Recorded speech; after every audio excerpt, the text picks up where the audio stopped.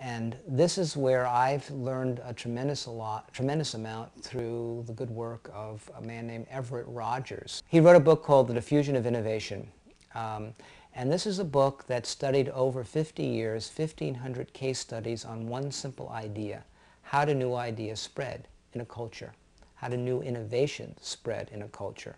And the framework that I'm working from in these 5 principles is how to design a social innovation that can diffuse through the culture, that's fundamentally built around behavioral change and building a unitive field. And that's the innovation, that's the framework. It can be around any content. And what he found was that there was a distinct process that the successful innovations went through. And he said there were 4 categories of people who respond to an innovation. The first he called early adopters, A-D-O-P-T-E-R-S, adopt, the first to adopt. And they represent between 10 and 15% of a culture. And he found that when he had 2 characteristics describing that population. One was they had a high tolerance for experimentation, and 2 was they sought out the new. They are the choir. And what he said is, if you preach to the choir, they will sing loud enough to get everyone to come into the church or the mosque or the synagogue.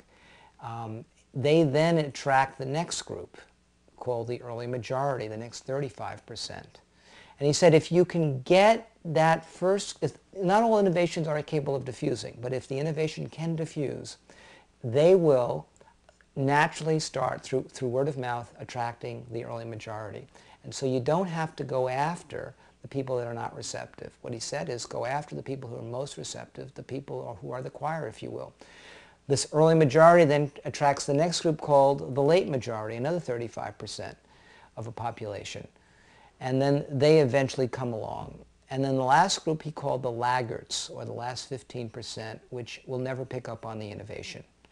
And he said what you want to do is go after the people who are most receptive, and they eventually bring in the others. Most social change strategies, interestingly enough, go about it completely opposite. They go after the laggards, and they said, let's not preach to the choir. So if it's elegantly designed, you get to go to the people who are most receptive. They, in turn, through word of, and we've seen this in almost every one of our projects. You know, we would get, and up to 85%, he said, is probably your maximum diffusion on blocks in cities. We'd get 85%, or neighborhoods, or we're now looking at, cities. We had the early adopter cities who responded to our innovations, and in some cases, on some global projects, early adopter countries.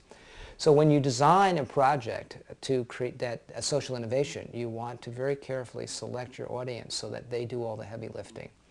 This, among others, are fine points, but critical fine points in being able to design social innovations that can diffuse.